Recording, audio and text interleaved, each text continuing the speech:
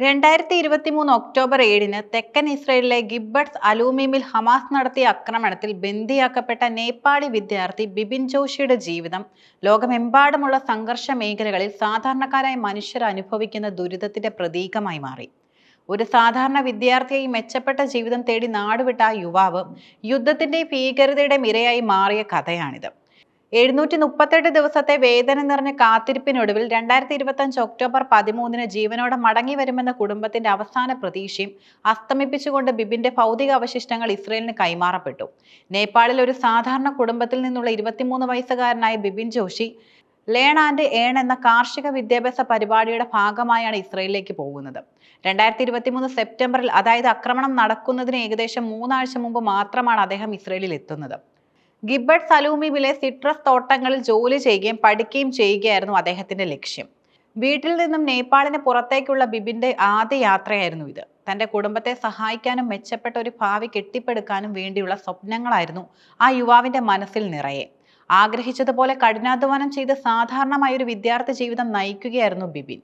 2023 October 7-ന് ഇസ്രയേലിനെ ഞെട്ടിച്ച ഹമാസിന്റെ ആക്രമണം നടക്കുമ്പോൾ മറ്റ് നേപ്പാളി വിദ്യാർത്ഥികളോടും തായ് തൊഴിലാളികളോടുമൊപ്പം ഗിബ്ബട്സ് അലൂമിമിൽ ഒരു സുരക്ഷിത മുറിയിൽ അഭയം തേടുകയായിരുന്നു ബിപിനും.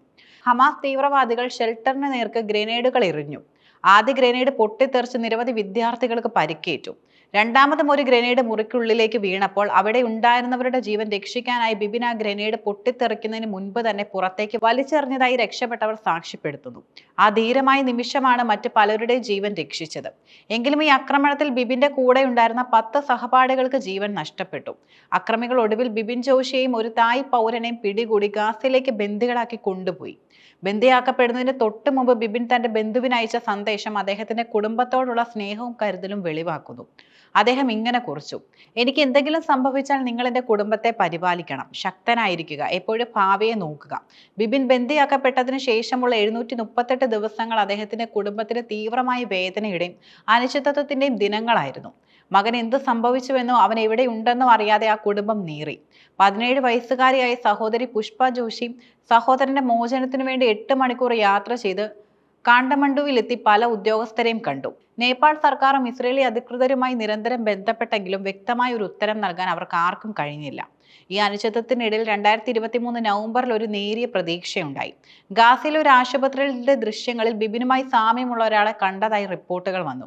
പിന്നീട് ഹമാസ് പുറത്തുവിട്ട 33 സെക്കൻഡ് ദൈർഘ്യമുള്ള ഒരു വീഡിയോയിൽ ബിപിൻ സ്വയം ഇംഗ്ലീഷിൽ പരിചയപ്പെടുത്തുന്നത് കുടുംബം കണ്ടു. താൻ നേപ്പാളിൽ നിന്നുള്ള വിദ്യാർത്ഥിയാണെന്നും ലേൺ ആൻഡ് ഏൺ പദ്ധതിയുടെ ഭാഗമായി ഇസ്രയേലിൽ എത്തിയതാണെന്നും അദ്ദേഹം വീഡിയോയിൽ പറയുന്നുണ്ടായിരുന്നു. ബന്ദിയാക്കപ്പെട്ട ശേഷം ബിപിൻ ജീവനോടെ ഉണ്ടെന്ന് തെളിയിച്ച ഒരേ ഒരു ദൃശ്യമായിരുന്നു അത്. ഈ വീഡിയോ അദ്ദേഹത്തിന്റെ കുടുംബത്തിന് പ്രതീക്ഷയ്ക്ക് ഇന്ധനം പകർന്നു. വർഷങ്ങൾ കടന്നു പോകുമ്പോൾ ബിപിന്റെ കുടുംബം തളർന്നു പോയിരുന്നു. 2025 ഓഗസ്റ്റിൽ ബിപിന്റെ അമ്മ പത്മജ ജോഷിയും സഹോദരി പുഷ്പയും ഇസ്രയേൽ സന്ദർശിക്കുകയും പ്രസിഡന്റ് ഐസക് ഹെർസോഗിനെ കാണുകയും ചെയ്തു. ജെറുസലേമിലെ hostage and missing families forum ഒരുക്കിയ ടെന്റിലും അവർ പങ്കെടുത്തു. അന്താരാഷ്ട്ര സമൂഹത്തോടുള്ള എൻ്റെ അഭ്യർത്ഥന ഇതാണ്: അദ്ദേഹത്തെക്കുറിച്ച് ഞങ്ങൾക്കൊന്നും അറിയാനായിട്ടില്ല. നിങ്ങൾക്ക് കഴിയുന്നതെല്ലാം ചെയ്യുകയെന്ന് അദ്ദേഹത്തിന്റെ അമ്മ കണ്ണീരോടെ അഭ്യർത്ഥിച്ചു. തങ്ങളുടെ മകന് ഈ യുദ്ധവുമായി ഒരു ബന്ധവുമില്ലെന്നും അവനൊരു വിദ്യാർത്ഥി മാത്രമാണെന്നും അവർ ലോകത്തോട് പറഞ്ഞു. ബന്ദികളുടെ കൈമാറ്റത്തിനായി US പ്രസിഡന്റ് ഡൊണാൾഡ് ട്രംപിന്റെ സമാധാന പദ്ധതിയുടെ ആദ്യഘട്ടമായ ഹമാസ് 20 ജീവനുള്ള ബന്ദികളെ മോചിപ്പിക്കുമെന്ന വാർത്ത 2025 ഒക്ടോബർ 13-ന് പുറത്തു വന്നപ്പോൾ ബിപിന്റെ കുടുംബം വീണ്ടും പ്രതീക്ഷയുടെ കൊടുമുടിയിലായി.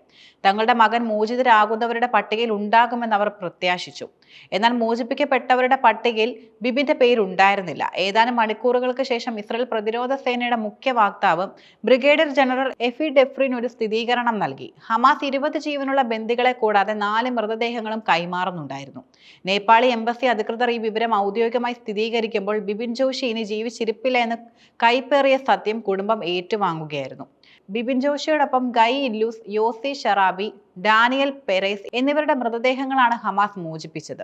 DNA പരിശോധനയിലൂടെ ബിപിന്റെ മൃതദേഹം തിരിച്ചറിഞ്ഞ ശേഷം ഔപചാരികമായി അന്ത്യകർമ്മങ്ങൾക്ക് ശേഷം ഭൗതിക അവശിഷ്ടങ്ങൾ നേപ്പാളിലേക്ക് അയക്കുമെന്ന് ഇസ്രായേൽ അധികൃതർ അറിയിച്ചു. മെച്ചപ്പെട്ട ജീവിതം തേടി ഇസ്രായേലിലെത്തിയ ഒരു സാധാരണ വിദ്യാർത്ഥിയായിരുന്നു ബിപിൻ ജോഷി. സ്വന്തം നാടുമായി ഒരു ബന്ധവുമില്ലാത്ത ഒരു പോരാട്ടത്തിന് ഇരയായി അദ്ദേഹം മാറി.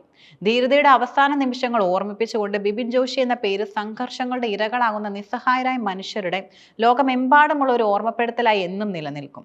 അദ്ദേഹത്തിന്റെ കുടുംബം അനുഭവിച്ച 738 ദിവസത്തെ വേദന, യുദ്ധവും ഭീകരതയും ഒരു വ്യക്തിയെയും ഒരു കുടുംബത്തെയും ഒരു രാജ്യത്തെയും എത്രമാത്രം തകർക്കുമെന്നതിന്റെ ഉദാഹരണമാണ്.